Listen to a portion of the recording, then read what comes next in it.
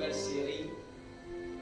Il y a souvent beaucoup de choses beaucoup de révélations qui bousculent dans mes entrailles spirituelles. Amen. Et la plupart du temps, le plus difficile, c'est de pouvoir sélectionner celle du moment. Amen. Il m'a été très difficile de pouvoir arriver à cerner un peu ce que Dieu veut. Amen. Mais par la grâce de Dieu, il a su nous conduire vers une destination. Dis avec moi une destination. Dis avec moi Colossiens chapitre 1 verset 16. Donc ça fait que je me suis plutôt attardé sur le fond de mon message que sur le titre de mon message. Le titre, je n'en ai même pas encore mis. Amen. Parce que si c'est pour pondre, j'ai plein de notes dans ma tablette. Plein de sujets. Le problème, c'est pas ça, c'est pas les sujets qui manquent. Le problème, c'est ce que l'Esprit de Dieu veut maintenant. Amen. Mais donc, ce que j'arrive à cerner, c'est que dans ce sujet-là, c'est Dieu qui est le centre principal de mon message. Amen. Dis avec moi Dieu. Regarde quelqu'un, dis-lui Dieu. Dieu. Est-ce que tu le comprends? Est-ce que tu connais ses attentes? En fait, c'est un peu l'esprit de mon message. Parce que si on n'a pas compris, au fait, ce d'être, c'est pourquoi même? C'est quoi ses attentes? Pourquoi même je le suis? Toute notre foi chrétienne est biaisée. Et on peut être chrétien sans l'avoir compris. Amen. Donc quand j'étais en train de prier, j'avais simplement à l'esprit le titre d'un auteur que j'ai jamais lu, mais j'ai toujours entendu son titre quelque part. Et que quand je priais, c'est un titre que je connais depuis des années, mais j'ai jamais lu ce livre, en fait. J'ai toujours vu des gens en parler, mais j'ai jamais lu. Mais quand je priais à chaque fois, ce titre est revenu à mon esprit à plusieurs fois. Amen. Après, je me disais, mais pourquoi? Et ça me revient. J'ai dit, bon, il faut que je prenne, je lise. Amen. Et donc, quand je me suis mis à lire, j'ai vu qu'il a commencé à dire certaines choses qui ont commencé à me marquer. J'ai compris que c'est ce qu'il était en train de dire là, que Dieu voulait que je commence à utiliser et à développer. Dieu parle tantôt d'une manière, tantôt d'une. Dis avec moi Dieu. Prenons Colossiens 1, verset 16. On va lire ce premier texte. Ça va être un soubassement. Colossiens chapitre 1, verset 16. Oui, verset 16. Je lirai le verset 16 et le verset 17. Oui. En effet, c'est en lui que tout a été créé. En effet, c'est en lui, c'est-à-dire en Dieu, par Jésus-Christ, que tout a été créé. Oui. Dans le ciel et sur la terre. Toutes les choses qui sont dans les cieux et sur la terre. Le visible et l'invisible. Le visible et l'invisible. Trône. Souveraineté. Domination. Autorité. Tout a été créé par lui et pour lui. Tout a été créé par lui et pour tout. Est-ce qu'on peut le dire tous ensemble cette dernière phrase? Tout a été créé par lui et pour lui. Encore une fois, tout a été créé par lui et pour lui. On peut s'arrêter là pour l'instant. Voici la partie de ce verset qui va nous intéresser. Disons-le encore une fois, tout a été créé par lui et pour lui. Qu'est-ce que ce verset est en train de dire? Ce verset est en train de dire tout ce que nous voyons, tout ce qui est de la création. Amen. Je ne parle pas des inventions. Je parle de ce qui est de la création. Ce qui est de la création, c'est ce qu'un homme n'a pas fait. Amen. Un homme n'a pas créé l'arbre, le séquoia. L'homme a constaté la création de l'arbre, le séquoia. L'homme même ne peut pas créer un autre homme. Il n'utilise que les semences de l'homme et de la femme pour pouvoir faire in vivo, in vitro, mais il ne peut pas créer, amen, un être humain. Donc quand je parle de la création, c'est tout ce qui vit et respire, tout ce qu'on découvre. J'étais émerveillé souvent dans ma curiosité scientifique, je en découvrais une espèce de crevette. Et la crevette est tellement... et les scientifiques sont tellement émerveillés par cette crevette qu'on appelle la crevette menthe. Amen. Ça c'est juste scientifique, ça n'a rien à voir avec la Bible. Mais on est émerveillé de ce qu'elle a comme potentialité. Les scientifiques disent que nous, les êtres humains, ils disent que, je vous donne rapidement, ils disent que dans nos yeux, nous avons 3 cônes. C'est ces 3 cônes qui permettent de pouvoir analyser la couleur. Amen. Quand tu vois le bleu, le vert, le rouge, ce sont les cônes qui sont dans les yeux qui permettent de voir ça. Et il y a des genres de couleurs qu'on ne voit pas, comme l'infrarouge, un petit. Pour ceux qui ne connaissent pas l'infrarouge, c'est la lumière que ta télécommande émet pour pouvoir parler à la télévision. Amen. C'est une lumière. Quand tu appuies sur le numéro 1, pour dire TF1, en fait, il y a un signal, il y a une lumière. Et souvent, tu peux le voir comme en rouge, mais c'est un signal. Amen. Ça s'appelle infrarouge, on utilise le Wi-Fi. Et nous, les êtres humains, il y a des couleurs même qu'on ne voit pas. Amen. Mais cette petite crevette-là, tellement Dieu est grand, elle a 16 cônes. C'est-à-dire qu'elle peut voir les ondes du Wi-Fi. Elle peut dire que le Wi-Fi c'est ici. Les ondes passent par là. C'est-à-dire que ses yeux peuvent voir toutes les qualités, même les ondes radio. Parce qu'elle en a 16 cônes. Elle voit le rayon X. Ses yeux peuvent voir. Donc, les scientifiques sont émerveillés. Et ça, c'est pas fini. Elle a quelque chose en elle comme une espèce de patte. Qui a déjà, vous voyez les moules, non, n'est-ce pas? Est-ce qu'avec ton doigt, tu peux casser la coquille de la moule? Amen. Est-ce qu'avec ton doigt, tu peux casser? Non. La coquille de la moule est solide. Mais elle a une tentacule à elle qui envoie une puissance qui brise la moule. Elle peut casser la patte d'un crabe avec juste une tentacule. Et on dit la tentacule, elle emmène tellement une puissance qu'à un moment, elle va tellement vite que tous les poissons qui sont autour meurent à cause de la puissance de son cou. Son cou est tellement fort que même dans l'environnement, les poissons sont obligés de mourir. Ils ne peuvent pas résister à la pression du cou. Amen. Ça, c'était un exemple de ce que c'est la création de Dieu. Amen. Non, la Bible dit que toutes choses ont été créées par elle. Amen. Et tout a été créé pour lui. Donc par lui, ça a été fait. Dieu a fait les animaux, Dieu a fait les hommes, Dieu a fait les végétaux. C'est Dieu qui l'a fait. Ça a été fait par lui. Mais ça n'a pas été seulement fait par lui. Ça a été fait aussi pour lui. C'est-à-dire que nous les hommes, hein, nous avons été créés pour Dieu. Toutes choses ont été faites par lui et pour tout ce qui a été créé a été fait pour Dieu. Dis-moi un bon amen. Amen. Ça c'est le premier point que je vais commencer à te faire comprendre. Tout ce qui a été fait pour Dieu, par lui et pour lui. Dis avec moi, je suis né pour Dieu. Il y a beaucoup de gens qui ne le savent pas. Mais ta manifestation sur la terre, tu n'es pas venu juste au hasard. Ta vie ne tourne pas autour de toi. La vie ne tourne pas autour de nous.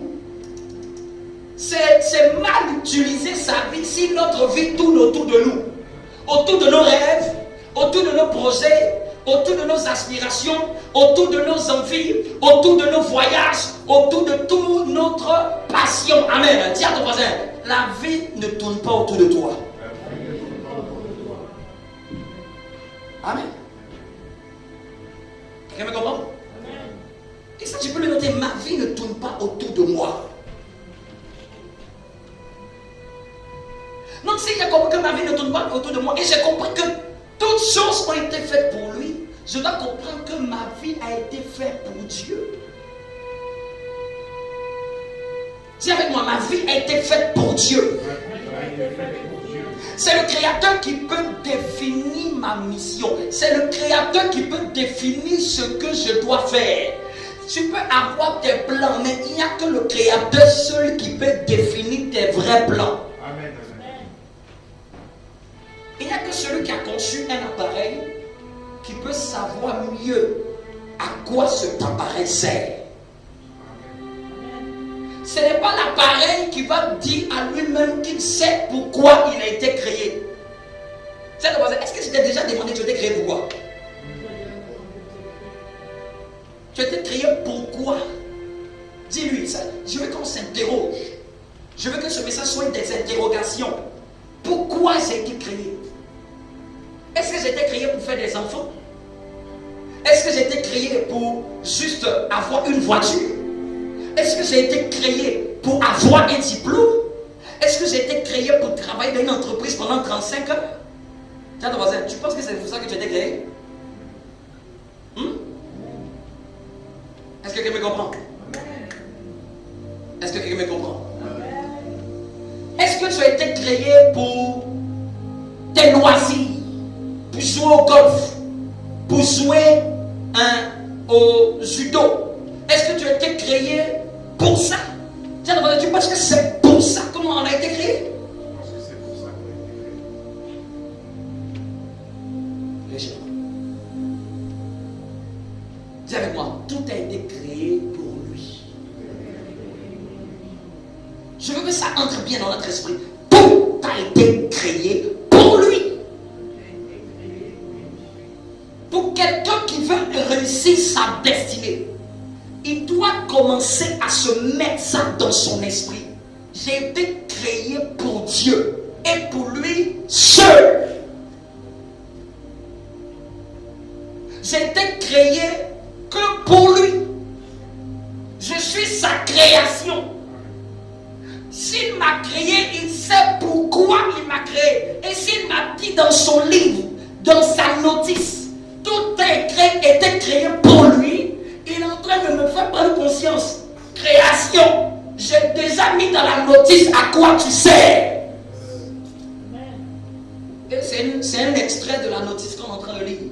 La notice de notre création, de notre Créateur. Et c'est là qu'on tombe sur une partie qui dit, et que la création découvre, donc, ce que je suis là, c'est pour lui. Mais oui, dis à ton voisin, mais oui. C'était créé pour révéler la gloire de Dieu. Amen. J'ai été créé pour glorifier le Seigneur. Je suis l'expression de sa gloire. C'est comme si je prends le piano. Le piano en lui-même n'émet pas de son. Il contient les éléments pour émettre un son. Mais de lui-même, il ne peut pas se jouer. De lui-même, il ne peut pas jouer de mélodie agréable pour nous. C'est quand quelqu'un va le pianoter, quelqu'un va utiliser ce qu'il est. Et c'est quand il va libérer ce qu'il est à partir de l'utilisation que quelqu'un en fait. C'est là que tout le monde dit, quelle mélodie! De la même manière, nous sommes comme peut-être ce piano, c'est une image. Si tu veux débattre, toi, si Dieu ne pianote pas sur ta vie, tu vas émettre aucun son qui va glorifier son nom sur la terre.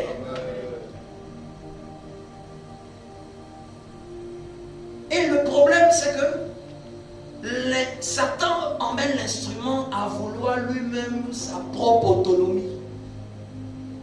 Je vais jouer moi-même. Tiens ton voisin, tu ne peux pas toi-même émettre ta destinée seul. Tu ne peux pas toi-même révéler ta destinée. Dieu doit être en toi pour la révéler. Dieu doit être avec toi pour la révéler. Dieu doit être en toi et par toi pour l'exprimer. La Bible dit que de beaucoup de projets naissent dans le cœur de l'homme. Mais c'est l'Éternel qui pèse.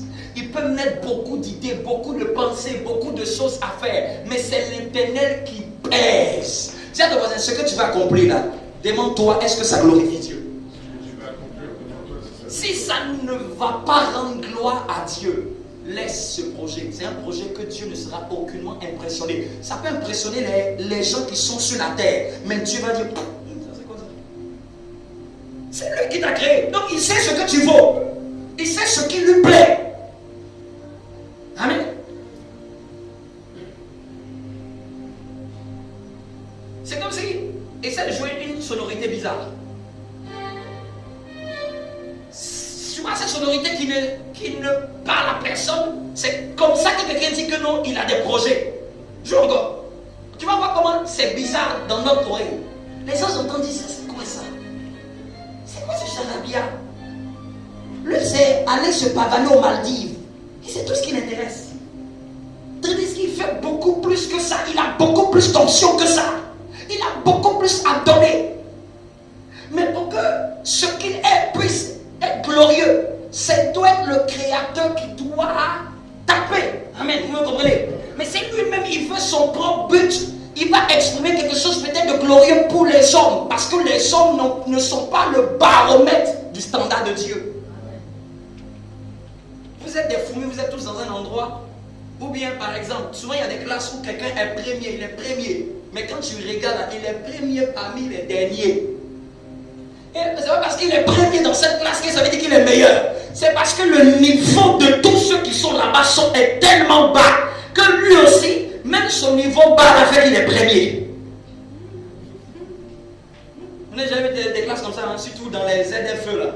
Les gens qui sont dans certaines écoles, ils sont des majors là-bas. Le niveau est tellement bas que lui-même il ne révise pas, mais il est major là-bas. Mais quand il va dans la vraie classe, il n'y a que celui qui a conçu la chose qui peut dire si c'est bon. Il n'y a que celui qui a cuisiné le plat qui peut dire si c'est bon. Il n'y a que celui qui a eu l'idée du projet qui peut apprécier les résultats de ce projet. Dis à ton voisin, ta vie ne tourne pas autour de toi. Les mots que je répète, ce sont les mots que tu peux noter. Ta vie ne tourne pas autour de toi. Ta vie dépasse de loin tes rêves. La vie que Dieu nous a donnée dépasse de loin nos rêves. En fait, je vais dire à quelqu'un, en fait, ça ne peut pas se faire sans Dieu. Ça ne peut pas. Sinon, c'est du gâchis, cette vie-là. Tu peux essayer. Essaye. Mais pour Dieu, ce sera du gâchis. Pour Dieu, ce serait quelqu'un qui n'a pas compris le but. Quelqu'un qui n'a pas compris sa fonction. Quelqu'un qui n'a pas compris son rôle. Et Satan emmène beaucoup les êtres humains dans l'indépendance. Dieu, l'indépendance, elle dit que je veux vivre ma vie moi-même. Je vais exprimer ce que je veux moi-même. Dis à ton voisin, arrête cette indépendance personnelle.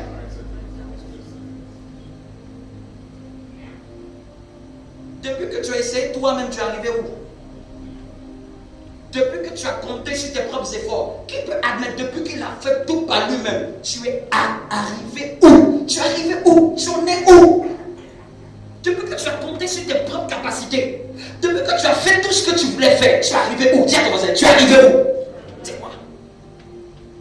Et ce que où tu es arrivé là, tu penses que ça donne gloire à Dieu? Dis à ton voisin, est-ce que ça donne gloire à Dieu? Là où tu es arrivé. Tout ne tourne pas autour de nos vies. Pour que je puisse savoir ce à quoi je suis appelé.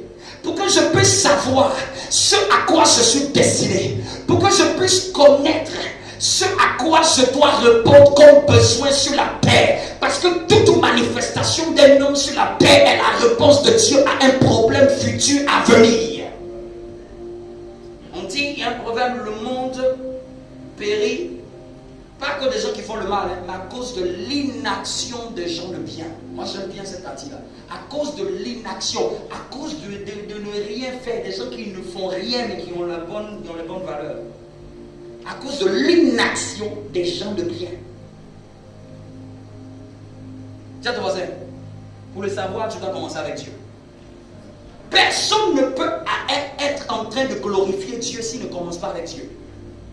S'il ne commence pas avec Dieu. Donc quand je parle de commencer avec Dieu, ça va faire que tu vas commencer à te poser des questions. C'est quoi ses buts?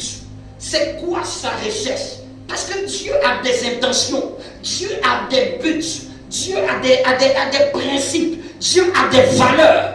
Dieu a un mode de fonctionnement. Puisque je sais que pour atteindre ma destinée, je ne peux pas le faire sans Dieu. Amen. Ça, tu peux noter. Pour savoir ma mission, pour savoir mon appel, pour savoir à quoi je suis destiné, ça doit commencer par ma relation avec Dieu. Parce que pour que le piano puisse exprimer un son, il faut que les touches du piano se laissent toucher par le pianiste. Vous me comprenez? Il doit avoir un accord, il doit avoir une union, il doit avoir une jonction, il doit avoir un lien étroit, un lien intime, un lien unique entre le pianiste et le piano. Le piano, c'est nous la création. Le pianiste, c'est Dieu le créateur. Si les deux sont décalés, il n'y a pas de son, il n'y a pas de remède, il n'y a pas de solution sur la terre. Mais quand le pianiste dit, piano, est-ce que tu me permets de te toucher? Parce que Dieu est un Dieu qui respecte sa création. Dieu est un Dieu qui honore sa création. Dieu est un Dieu qui ne viole pas la volonté de sa création. Parce que si c'était le cas, il aurait créé, comme on est dans l'air maintenant, une intelligence artificielle. Et puis il aurait lui demandé, fais seulement ce que tu veux. Adore-moi. Oui, je t'adore. Si c'était ça, Dieu allait créer une machine. Vous comprenez? Si c'était le cas, Dieu nous aurait créé avec une machine qui ne peut pas dire non. Il n'y a aucune gloire quand quelque chose te suit comme s'il a perdu la tête.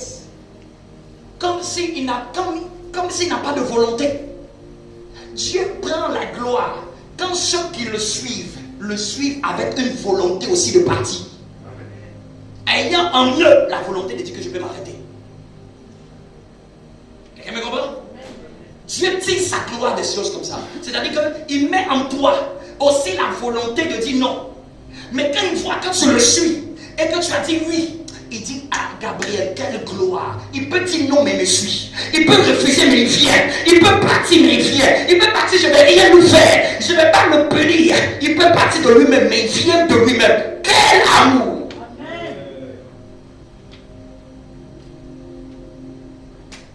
Amen. Ça, c'est ma théorie. Je crois que après, ça va créer les anges. D'une certaine manière, Dieu a dû se dire, je veux un genre d'espèce qui a une liberté souveraine.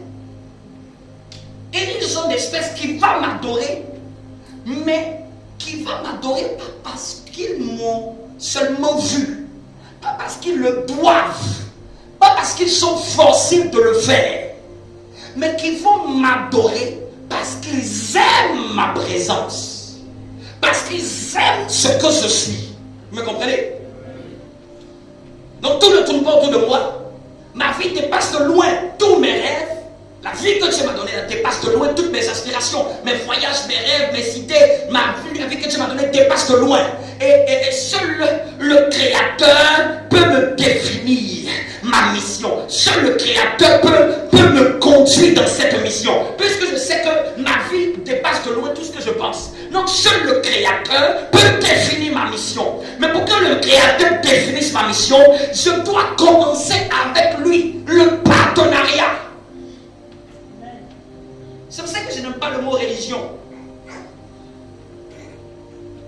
J'aime le mot relation. Dis avec moi, nous sommes en relation avec Dieu. Faut pas dire moi, je suis pas d'une religion. Jésus n'a jamais prêché une religion. Jésus a prêché, répentez-vous car le royaume des cieux est proche. Jésus a dit qu'il est venu nous réconcilier avec le Père. Jésus est beaucoup plutôt venu remettre quelque chose qui était brisé. Jésus est venu plutôt renouer. Nous qui étions loin, il nous a ramenés vers lui. Amen. Dis avec moi la relation.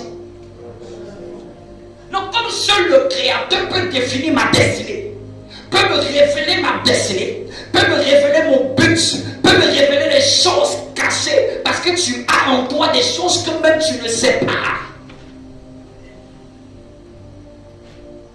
Le créateur les concepteurs de certains téléphones, s'ils prennent votre téléphone, ils vont faire des choses avec le téléphone que vous-même qui utilisez. Vous allez être choqué. Il n'y a que le créateur qui sait quel bouton appuyer. Souvent quand tu prends le téléphone, il y a des options cachées où tu tapes les numéros, tu mets les dièses, les étoiles, ça fait des choses, non, n'est-ce pas? C'est écrit tout ça dans la notice du téléphone. C'est le créateur qui l'a fait. Mais imagine, beaucoup de gens vivent leur vie avec une petite partie de leur destinée. Dis avec moi, ça doit commencer avec Dieu. Donc l'esprit de mon message, c'est que si je comprends que tout ne tourne pas autour de moi, je comprends que ma mission, je ne peux pas me la définir moi-même. Je comprends que je ne peux pas vivre pour moi. Je dois vivre pour Dieu. Puisque la Bible me dit que tout a été fait pour lui. Pour lui. Dis à ton voisin, tu appartiens même plus à Dieu qu'à ta femme ou à ton mari. Oui. Parce que la relation entre homme et femme, elle n'est qu'une image de ce que Dieu veut avec nous. Amen. Si ça n'avait pas existé une relation que Dieu veut avec nous, il n'y aurait jamais eu de mariage sur la terre. En fait, je vais vous dire, tout ce qui a été créé, c'était créé pour lui. Même le mariage, c'était créé pour lui. Combien de ceux qui se marient pour eux? Ça a été créé pour lui. C'est parce que Dieu veut une relation unique, personnelle, intime, forte, profonde avec nous, qu'il a permis sur la terre de nous donner un modèle de ce que c'est. Il dit, voici le mariage. Ce n'est qu'un aperçu. Vous êtes trop encore loin de comprendre ce que je veux. Mais quand vous allez voir l'homme et la femme, vous allez voir deux différences s'associer. Vous allez voir deux valeurs s'unir. Vous allez comprendre ce que j'attends de vous depuis dans la relation. En d'autres termes, si quelqu'un doit comprendre, Dieu est ce que le mariage est, la relation avec Dieu est c'est le parallèle. C'est ce qu'est le mariage sur la terre, c'est ce qu'est le mariage sur le plan spirituel entre nous et Dieu. Cette connexion d'esprit à esprit. Dieu veut cela. C'est pour ça qu'il nous rapproche de lui. Il nous rapproche de sa maison. Il nous rapproche de son église. Il nous rapproche de sa maison. Il nous rapproche de ses principes. Il nous rapproche de ses valeurs. Parce que je ne peux pas être en relation avec quelqu'un que je ne connais pas bien. Même quand les gens sont en relation, tout ce qu'on demande, on dit apprenez à vous connaître. Mais quels sont ces hommes de gens qui veulent prier un Dieu qu'ils ne connaissent pas et qui veulent bénéficier des avantages d'un Dieu qu'ils n'ont pas appris à chercher à connaître? Tu ne peux pas vivre avec quelqu'un et bénéficier de tout ce qu'il est si tu ne le connais pas. Amen. Tiens, voisin, ça commence avec Dieu. Non, je comprends que, et dans la Bible, nous sommes l'épouse. Nous sommes l'épouse et Christ est l'époux. Parabole des 10 vierges. Elles vont à la rencontre de l'époux. Donc, ce qu'est l'époux sur le plan physique, c'est ce qu'est l'époux Christ sur le plan spirituel. Et il faudrait qu'il y ait maintenant une union, un attachement entre l'épouse qui est nous et l'époux qui est le Seigneur. C'est pour ça que tout ce que vous voyez sur la terre, qui est beau, qui est agréable, n'est qu'une image de ce qui est déjà au ciel.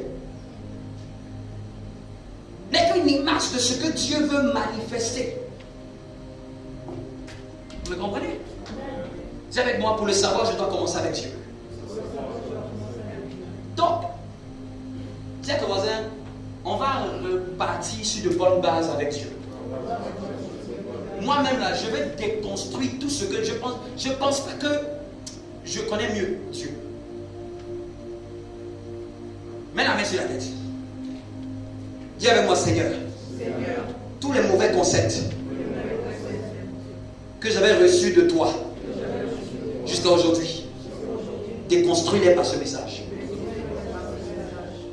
C'est-à-dire ce qu'on va faire par cette série, et il me donne davantage cette image, on va apprendre à nous approcher de Dieu. Comme si tu venais d'arriver dans cette histoire et qu'on doit te mettre les bons fondements. Quelqu'un me comprend? Parce que souvent, ce n'est pas parce qu'il y a quelque chose de puissant qui doit venir. C'est parce que ce qui est là est biaisé. Amen. Moi-même, je veux redéfinir même ma conception même de mon approche de Dieu. Amen. L'approche de Dieu, on a cru que l'approche de Dieu, c'était venir à l'église. On a cru que l'approche de Dieu, c'était prier tous les soirs. Dieu est en train de me faire comprendre. C'est pas ça, c'est bien plus que ça qu'il attend de nous. Parce que si c'était ça, ça. Il y a beaucoup de gens qui le font, mais on ne voit pas la gloire de Dieu. Tu ne cherches pas. Tu ne cherches pas. Comment je pourrais t'expliquer? Tu ne cherches pas des machines. Tu cherches des intimes. Tu cherches un ami. En d'autres termes, si on doit redéfinir notre relation, il est vrai qu'il est sauveur, il est Seigneur, il est rédempteur, il est tout-puissant, il est notre Dieu. C'est-à-dire qu'il est l'autorité suprême. Mais en plus d'être le chef, ah, ça me plaît. C'est pour ça que même il a dit l'homme c'est le chef. Mais en plus que l'homme soit le chef pour vivre sa relation avec sa femme, il faut qu'il soit l'ami de sa femme. L'homme est certes le chef dans le foyer, mais s'il n'est pas ami avec sa femme, cette chefferie-là ne serait à rien.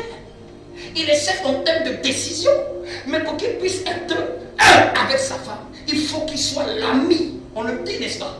On le dit, n'est-ce pas? Que les meilleurs coups, c'est ceux qui sont amis, ceux qui apprennent à tisser un lien ensemble, qui arrivent en plus à passer du temps ensemble. En fait, c'est ce que Dieu veut me dire, que je suis en train de chercher les mots en téléchargement pour nous le communiquer. Dieu est à la recherche d'un ami avec qui il va s'associer pour le révéler ce qu'il veut faire au travers de cette personne. Puisque j'ai dit qu'il est le pianiste et nous sommes comme le piano, amen, avec une volonté souveraine. Et dis avec moi, une relation d'amitié, ce n'est pas une relation de camaraderie. Une relation d'amitié, ce n'est pas une simple connaissance.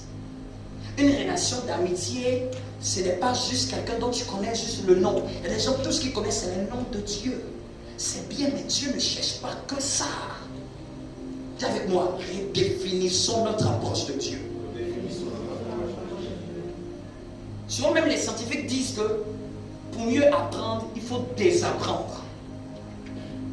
C'est-à-dire qu'il faut souvent annuler certaines mauvaises conceptions que tu as prises. Ou bien il faut dire, je veux repartir comme si je voulais réapprendre. Parce que souvent c'est le problème d'avoir gardé de mauvaises habitudes dans notre approche avec Dieu. Moi-même qui vous parle, je veux changer le genre de relation que j'ai avec Dieu. Je veux l'améliorer. Je sais qu'il y a beaucoup plus qui existe que ce que je fais. Souvent Dieu te laisse faire quelque chose pendant un temps. Hein. Tu peux croire que c'est la perfection. C'était juste pour te dire, en fait, c'était pour t'emmener ici. Tout ce que tu faisais là, pendant 5 ans, 3 ans, en fait, c'était pour que tu puisses comprendre qu'en fait, que c'est ici qu'il faut venir. Et puis quand tu arrives ici, tu crois que c'est la fin. Il dit, en fait, c'était pour que tu comprennes que c'était ici qu'il faut venir. Donc souvent même Dieu ne te dit pas, en fait, tout ce qu'il veut faire. Mais en fait, il est en train de te préparer, mais pour t'emmener dans ce qu'il veut vraiment. C'est que je servais Dieu, j'ai cru que seulement que tout ce que je sais là, c'était la perfection. Jusqu'à ce que Dieu me fait comprendre qu'il y a beaucoup plus que j'attends de toi dans cette relation. Vérité. Vous savez, quand j'ai levé la main, j'ai dit, dis bonjour Saint-Esprit. Quelqu'un qui est habitué seulement à prier n'a pas ce genre de relation avec le Saint-Esprit. N'a pas ce genre de relation avec Dieu. Tandis que j'ai commencé à comprendre, Dieu ne se prie pas uniquement dans le moment de prière. Dieu, ce qu'il veut, c'est que même quand tu sois au travail, tu travailles pour sa gloire. Quand tu es en train de prendre soin de tes enfants, tu prends soin de tes enfants pour sa gloire. Quand tu te maries pour sa gloire. Quand tu vas signer ce contrat, tu signes ce contrat pour sa gloire. En aimant tout ce que nous faisons, nous pouvons l'inclure à l'intérieur. Il ne doit pas être dissocié de ce que nous faisons. Dieu dit sa gloire quand tu as des enfants. Dieu dit sa gloire quand tu commences à avoir un salaire. Ça rend gloire à Dieu. En fait, Dieu, ce n'est pas juste la partie que tu mets de côté et puis tu dis j'ai fini de prier. Et puis après tu vaques à toutes les occupations, mais il n'est plus dedans. En fait, ce n'est pas ce genre de relation qu'il veut. Il me dit en cette saison-là, il y aura beaucoup plus que ça que je veux. C'est vrai que vous le faites, mais là où il nous attend pour révéler sa destinée, il dit ça ne doit pas s'arrêter que dans le temps de prière. Ça doit devenir maintenant ton ami. Dis avec moi, mon ami. Il me met à l'esprit, si vous pouvez, pour ceux qui lisent, essayez de lire le livre Bonjour Saint-Esprit. Amen. Il est accessible. Si vous ne l'avez pas, on peut l'envoyer en numérique. C'est un homme de Dieu qui l'a écrit. Il y a des livres qui sont des références dans le corps du Christ. Amen. Approuvés par tout le monde. Et même si tu l'as lu, il ne faut pas penser que c'est fini. Souvent, tu peux lire quelque chose, ne pas avoir capté l'esprit de la chose. Parce que ce qui fait que tu as lu et tu as appris quelque chose, c'est quand tu as saisi l'esprit du message. C'est quand tu as pris le temps d'étudier et de chercher à comprendre et à recevoir ce que tu as appris dans ce livre. Cet homme a changé et a révolutionné l'histoire du corps du Christ par la relation qu'il avait avec Dieu. C'était un choc dans le monde quand ce livre a été écrit. Il y a beaucoup de gens qui l'ont lu, mais ils ont dit, mais c'est ce qu'on nous disait de lire parce qu'ils s'attendaient à quelque chose d'extraordinaire. Souvent quand tu lis un livre, tu penses qu'en fait, tu as quelque chose d'extraordinaire. Tu vois un homme qui parle avec Dieu, c'est tout. Dans ce livre. Et sa relation était bâtie sur ça. Dis avec moi. Pour savoir ma destinée, je dois commencer avec Dieu. Donc je rappelle, j'ai dit, tout ne tourne pas autour de moi. Toutes choses ont été faites pour lui. Ma vie dépasse de loin tous mes rêves et toutes mes aspirations. Seul le Créateur peut définir ma mission. Amen. Est-ce que tu te donnes ces choses? Seul le Créateur peut définir ma mission. Et pour connaître ma mission, pour connaître ma destinée, je dois commencer avec Dieu. Dieu d'abord, tu dois commencer avec autre chose. Tu dois commencer avec Dieu. Non, je dois comprendre, j'ai été fait pour Dieu et non, Dieu a été fait pour moi. Dieu n'a pas été fait pour nous. C'est nous qui avons été faits pour Dieu. Nous remettons les fondements à la place. Dieu n'a pas été fait pour mes œuvres. Dieu n'a pas été fait pour mes prières. Dieu, il n'existe pas, il n'a pas été fait pour moi. C'est moi qui ai été fait pour lui.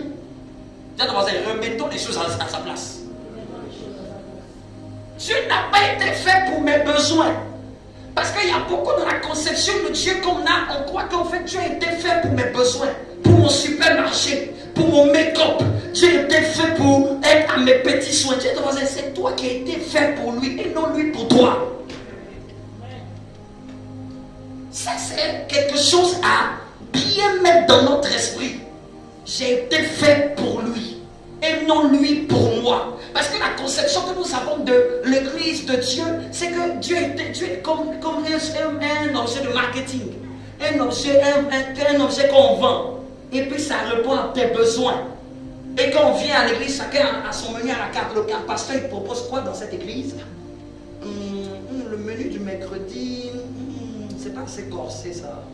Ça me plaît pas, c'est pas assez raffiné. Les chants du dimanche, ça ne me plaît pas trop. La soeur qui chante de cette manière-là, elle ne m'en transporte pas trop dans la gloire. C'est pour toi que c'est fait, c'est pour Dieu. Souvent, arrêtons de dire que non, l'adoration ne m'a pas transporté. C'est pas pour toi l'adoration, c'est pour Dieu. C'est qui ça doit transporter l'adoration? C'est qui? L'adoration doit transporter qui? L'adoration doit transporter qui? Non, tu peux avoir ta culture, tu peux avoir tes chants que tu aimes, tes mélodies que tu aimes, mais c'est pas pour toi que ça a été fait. Amen. Je peux aimer une mélodie chrétienne que tu peux ne pas aimer, mais quand nous chantons là, c'est pas pour toi, c'est pour Dieu. Amen. Non, mais j'ai pas aimé le rythme. C'est pas pour toi, c'est pour lui. Qui a dit que c'est pour nous que c'est venu? Non, tu sais, l'adoration était bonne aujourd'hui. Tu dois finir plutôt l'adoration. Tu vas dire, Seigneur, est-ce que tu as aimé mon adoration? Regardez la mauvaise conception qu'on a. Est-ce que tu as aimé mon adoration? Est-ce que tu as pris plaisir? Est-ce que tu as pris plaisir dans la manière dont on a joué? Est-ce que tu as pris plaisir dans la manière dont ils ont chanté? Il n'a pas dit toi. Tiens, ton voisin, arrêtons ce culte personnel. Arrêtons là. On vient à l'église dans un culte personnel. C'est qu'on veut que le culte gravite autour de nous, autour de nos émotions, autour de nos cultures, autour de nos aspirations. On n'est pas la même culture, donc on n'aura pas les mêmes appréciations. J'aime pas la manière dont cette église ils adorent. Qui t'a dit que c'est pour toi? Si c'est le style que Dieu a permis aux leaders qu'ils prennent pour exprimer leur amour pour Dieu, qu'ils aient fait avec les tambours, qu'ils aient fait avec la flûte, qu'ils aient mis le saxophone, que vous avez tapé à la main. Bien aimé, vous savez pourquoi les gens ont du mal à adorer? Parce que quand ils viennent là, ils veulent que ce soit eux que la cadence a fait bouger. En fait, si tu n'as pas compris ça, en fait, tu as raté ce qu'on appelle rendre culte à Dieu. C'est pas toi que ça doit caler. C'est Dieu même qui doit demander. Aujourd'hui, là, c'est pas trop ça, hein? C'est pas toi. C'est toi qui dois faire tes efforts pour que Dieu voie ton adoration. Mais aujourd'hui, ça change. C'est lui qui prie à la chaîne qui dit, élève la voix, prie. Vas-y, adore. C'est que c'est lui qui doit t'inciter à faire plaisir à Dieu. Et si lui, le papa, souvent, il y a des personnes qui ne prient pas. Il y a des personnes qui pensent qu'ils sont venus assister à un spectacle. Parce que l'église, ce n'est pas un spectacle. C'est pour ça qu'on dit culte. On ne dit pas spectacle. Si on allait être abonnés, nous les pasteurs, à être intermittents du spectacle. Oui, il y a une affiliation dans le code du travail pour les intermittents du spectacle. On ne vient pas faire un spectacle, on vient rendre la gloire à Dieu. C'est nous-mêmes qui devons stresser pour que Dieu puisse accepter notre offrande d'adoration aujourd'hui. C'est nous qui devons nous décacasser pour que Dieu prenne plaisir à cette adoration aujourd'hui. C'est nous qui devons nous démerder. C'est nous qui devons, excusez-moi du terme, c'est nous qui devons nous demander qu'est-ce que nous allons faire aujourd'hui, qu'est-ce que nous allons chanter aujourd'hui, qu'est-ce que Dieu aimerait qu'on lui chante, qu'est-ce qu'il aimerait qu'on lui dise, qu'est-ce qu'il aimerait. Ça commence avec Dieu. Est-ce que la mise à jour peut commencer à s'installer? La mise à jour, c'est-à-dire que c'est d'enlever l'ancienne version et de mettre une bonne version.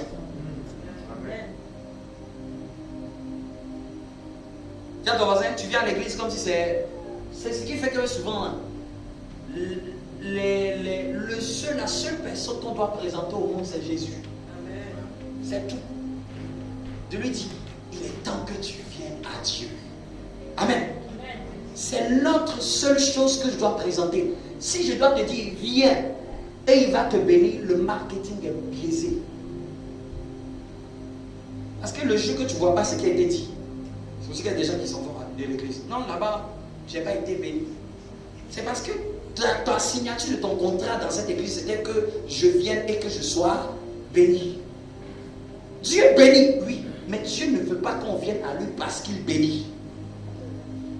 Dieu veut qu'on vienne à lui parce que nous voulons être intimes de lui, amis de lui. Et je prends toujours cet exemple. T'imagines que tu as un oncle qui est multimilliardaire. Imagine qu'à chaque fois que tu dois l'appeler, c'est parce qu'il sait qu'aujourd'hui, tu veux qu'il signe un chèque pour toi. Je te pose la question, si c'est toi qui étais de l'oncle. Tu aimerais qu'on te fasse ça? Tu aimerais qu'on ait ce genre de relation avec toi? Et puis imagine que tous ceux que tu connaisses, comment tu vas, ce qui te plaît, ce que tu aimerais faire, ta volonté, tes desseins, tes envies, tes derniers vœux, tes derniers accomplissements, ce que même tu ne trouves pas quelqu'un pour faire, mais que tu aimerais qu'on fasse, personne ne te pose la question. Tout ce qu'on fait, hey, tonton, c'est un peu chaud. Si tu signes, tu donnes. Et que quand tu es amour, tu signes, tu donnes. Mais au fait, il y a quelque chose dans le cœur que personne n'arrive à mettre le doigt dessus. Tes dernières volontés. Les œuvres que tu veux accomplir. C'est que le projet que tu veux faire avec cet argent. Et tu vois que c'est seulement pour un dépannage. Mais peut-être tu veux faire beaucoup plus que ça. Pour lui-même 10 générations. Mais il ne se soucie pas de ça. Ou il n'a pas le temps. Quand tu dis Christine, reste un peu que je t'explique. Je t'explique qu'en fait j'ai un projet. Non, tonton, ça me suffit. Ça me suffit. Oh merci, oh gloire à toi. Oh merci, qui est bon comme toi. C'est qu'il n'avait pas encore fini de vouloir t'expliquer. Mais reste un peu, je vais t'expliquer dans le salon, je vais t'expliquer un peu le projet que j'ai pour toi et pour ta famille. Et souvent c'est comme ça qu'on a avec Dieu. On n'a tellement pas le temps de lui demander, de le fréquenter pour savoir. En fait, c'était pourquoi même tu m'as appelé. C'est pourquoi tu me convoques. Dieu a une volonté. Dieu, ce n'est pas une machine. Si nous avons une volonté, imagine à plus forte raison Dieu. Contre les projets qui sont dans ta tête, imagine les projets qui sont dans la tête de Dieu. S'il doit te déposer dans ta tête va exploser. Il faut au moins 7 milliards d'habitants sur la terre et il n'est pas fatigué de vouloir exprimer un projet par eux. Vous imaginez? 7 milliards d'habitants. Dieu a un projet pour chacun. Dieu a un projet pour chacun. Dieu, c'est le plus grand, comment on dit là, le plus grand architecte, c'est le plus grand chef de projet. Dieu a une volonté. Amen. Dis avec moi, ça commence par Dieu. Quand je dis commencer par Dieu, c'est dans la relation. Le genre de relation que je veux avec Dieu. Et tu peux noter le genre de relation que Dieu veut avec lui, c'est une relation d'amitié, d'une amitié intime. Je ne dois pas utiliser Dieu pour me réaliser. C'est un des faux concepts à enlever. Je ne dois pas utiliser Dieu pour me réaliser. C'est-à-dire qu'il y a beaucoup de gens qui viennent, mais c'est pour se réaliser. C'est parce que je veux faire telle chose. C'est parce que je veux faire tel ministère. C'est parce que je veux tel accomplissement que je viens dans cette église. On ne vient pas à Dieu pour se réaliser. On vient à Dieu pour que Dieu se réalise par nous. Dieu s'exprime par nous. Vous vous avez jamais posé la question, pourquoi Dieu n'a pas d'image? Bonne question. Pourquoi Dieu, dans toute sa grandeur, reste invisible? Et puis nous, il nous rend visibles. C'est une bonne question quand même. C'est une bonne question. Un Dieu tout-puissant, j'aurais aimé que quand on lève la tête là, on le voit de là-haut. Tout le monde s'abaisse. Oh Dieu, nous t'adorons. Il reste dans l'anonymat. Quelle humilité. Tout de suite, quelqu'un dit, on l'insulte. Tu ne vas rien entendre du ciel qui va sortir. Tiens, ton voisin, toi, tu n'es pas aller quelque part. Hein? C'est toi qui te gonfles. Les gens m'insultent. Les gens disent, mais tu n'existes pas. Vous savez quoi? Ils regardent sur Dieu. Quelle humilité. Moi, j'appelle ça. C'est quel genre d'être humain, ça? Quel genre d'être? Nous, quand on a un peu, on veut se faire voir. Lui, il a tout. Il se met invisible. Vous savez pourquoi? Parce qu'il veut s'exprimer de manière visible par nos vies. Nos vies visibles sont l'instrument de la visibilité de Dieu. Il y a plus de gloire à tirer dans sa création que de la garder pour lui-même. C'est comme si tu as un enfant. Tout ce que les enfants savent, tu as envie de tout faire pour tes enfants. Tu as envie de l'acheter des jouets. Tu ne veux qu'il manque de rien. Donc, quand tu es un parent qui a des moyens, tes enfants ont pratiquement tout. C'est la même chose. Dieu tire plus de gloire en voyant sa gloire chez nous. Tu peux te tenir debout. Acclame pour l'introduction de mon message. Amen. Tu peux noter ça. Dieu tisse plus de gloire en l'exprimant par nous, avec nous et pour nous. J'aime le dire, ça sert à quoi que tu sois. Même les spécialistes en leadership te disent, il n'y a pas de succès sans successeur. C'est-à-dire que si tu ne peux pas laisser ce que tu as à une autre génération, tu ne peux pas le transférer à d'autres. Au fait, tu n'as pas eu du succès. Tu as eu de la réussite, certes, mais tu n'as pas de succès parce qu'après ta mort, après toi, personne n'exprime ce que tu es. Personne ne possède ce que tu es. Donc Dieu nous a créés visibles pour que nous soyons l'expression visible de sa gloire. D'ailleurs, même Christ est l'image visible du Dieu invisible. Il est même le reflet de sa gloire.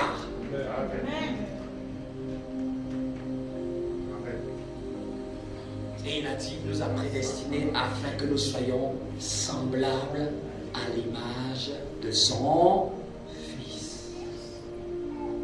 Ça fait partie des autres points. Dans le commencer avec Dieu, ses attentes, on va commencer à voir plus tard. Ses attentes. Ses attentes. Amen. Amen. Est-ce que tu peux mettre la main sur le cœur et prier par rapport à ce que tu as compris aujourd'hui? Ma vie ne doit pas tourner autour de moi. Je veux commencer une bonne relation avec Dieu. Oui, je veux la revoir.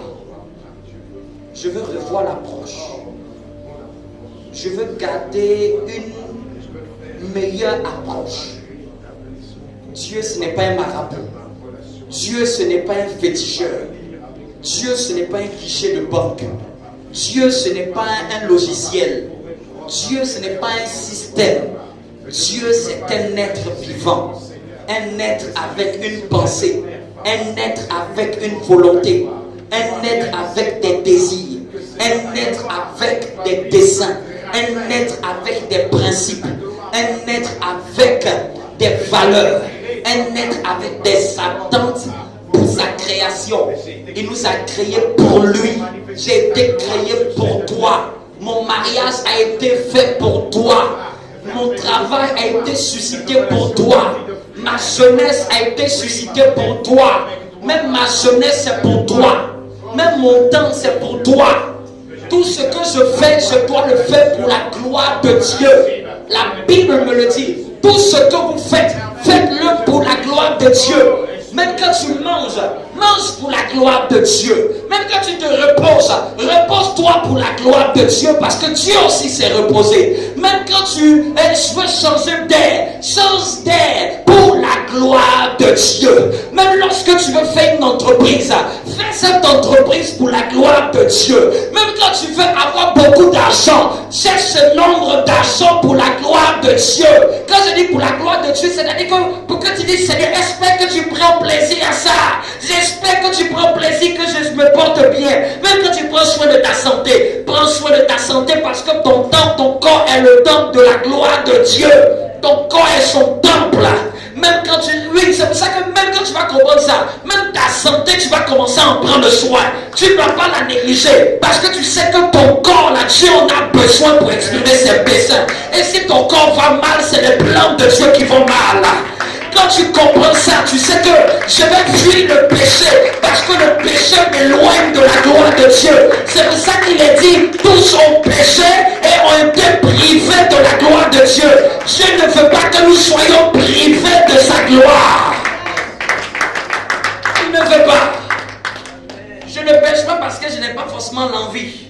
Je ne pêche pas parce que je ne veux pas être privé de la gloire de Dieu. Je veux que ce que je fasse. Adam et Ève ont raté la gloire de Dieu qui était l'arbre de la vie. C'était la gloire qu'il voulait leur donner. Ils ont raté cette gloire. Déclare avec moi, Seigneur, à partir de ce message, je veux réfléchir sur ma relation avec toi. Les fondements de ma relation avec toi. Je veux méditer sur mon approche que j'ai avec toi. Quelques clés m'ont été données ce matin. Une des clés que je retiens. Je dois te considérer comme un ami sûr. Et je dois commencer à bâtir cette relation d'amitié. C'est plus que seulement venir le dimanche. C'est plus que les 1 heure que je mets de côté pour prier. En fait, c'est toute ma vie dans laquelle je dois t'intégrer. Il n'y a pas un temps de connexion avec toi, un temps de déconnexion avec toi. Tu veux que je dialogue avec toi. Seigneur, apprends-moi à dialoguer avec toi. Apprends-moi à dialoguer avec toi. Apprends-moi à te connaître. Amen. Acclame Dieu. Amen.